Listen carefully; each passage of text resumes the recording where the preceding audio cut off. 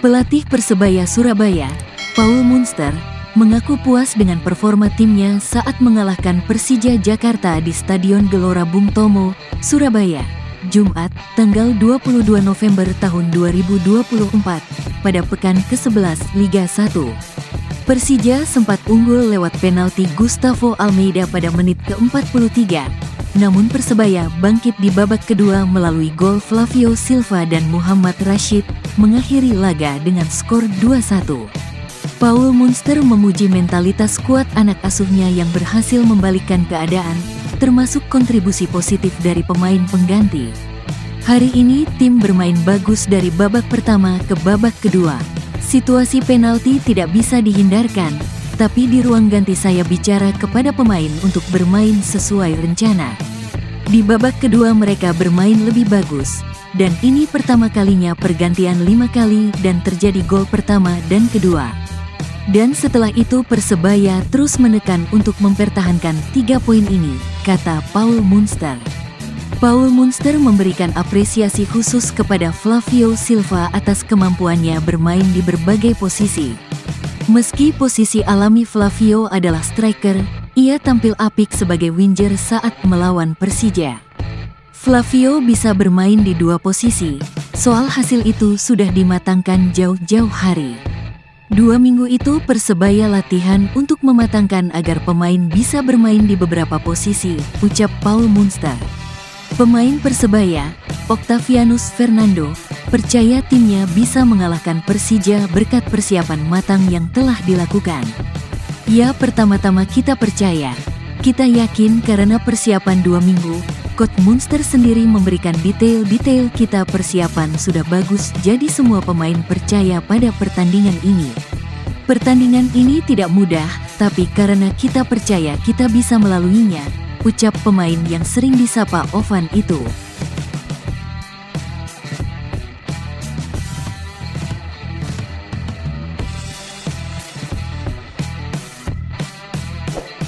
Asisten pelatih Timnas Indonesia, Nova Arianto, hadir dalam laga klasik Persebaya versus Persija di Stadion Gelora Bung Tomo. Mantan pemain Persebaya itu memantau calon pemain untuk Piala AFF Desember mendatang. Kita ingin melihat pemain-pemain yang kita persiapkan untuk di AFF. Karena sejujurnya di Persija dan Persebaya banyak pemain-pemain yang masuk dalam persiapan AFF, kata Nova Arianto, Jumat tanggal 22 November tahun 2024. Nova melanjutkan bahwa gambaran pemain itu sudah masuk dalam list yang dipersiapkan. Kehadirannya di sini juga untuk melihat dan mengecek kondisi pemain. Untuk kisi-kisi, data pemain sebenarnya sudah ada ya, pemain yang kita pakai sudah ada. Jadi kita hanya memastikan lagi bagaimana kondisi mereka sebelum mereka bergabung di AFF, ujarnya. Lanjut Nova, bahwa Akademi Persebaya maupun Persija banyak melahirkan pemain yang berbakat. Pastinya itu sangat membantu bagi tim nasional Indonesia. Itu sangat membantu tim nasional. Karena kita bisa melihat banyak pemain dari Akademik Persebaya yang bergabung di tim nasional senior, Timnas U23, termasuk Timnas U20.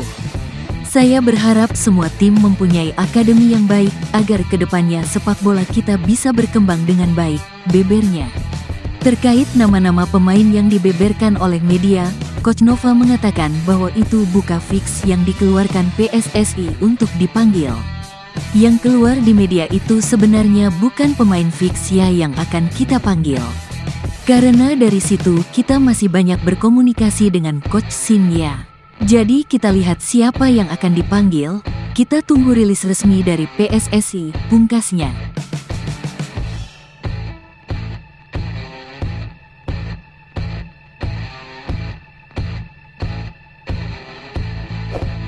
Pelatih Persija, Carlos Pena, mengungkapkan kekalahan 2-1 dari Persebaya terjadi karena timnya terlalu lama membuang bola di zona aman. Meski sempat unggul lewat penalti Gustavo Almeida dan mendominasi babak pertama, Persija gagal mempertahankan keunggulan. Di babak kedua, Persebaya bangkit dengan gol Flavio Silva dan Muhammad Rashid mengunci kemenangan 2-1.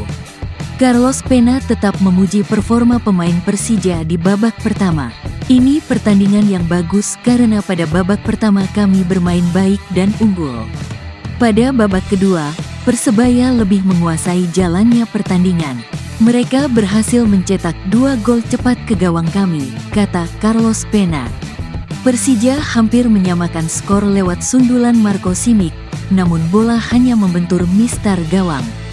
Kami mencoba melakukan pergantian pemain di babak kedua. Kami mencoba bermain tenang tapi tetap tidak ada gol lagi.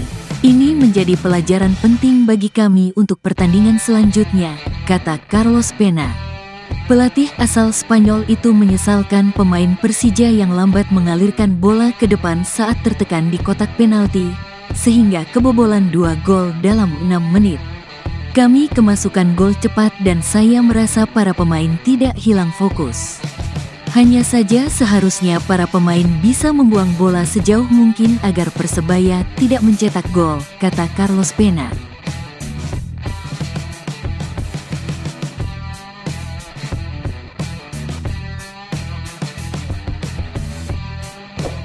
Bek Persija, Muhammad Ferreri, meminta maaf atas kekalahan 2-1 dari Persebaya meski sempat unggul lebih dulu. Hasil ini membuat Persija tertahan di peringkat ke-6 klasemen dengan 18 poin dari 11 laga. Saya minta maaf karena tidak bisa memberi kemenangan. Tidak bisa untuk ke posisi 3 besar.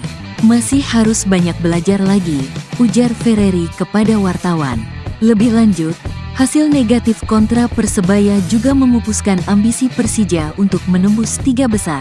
Macan Kemayoran hanya terpaut 3 angka dari Borneo FC di peringkat ketiga.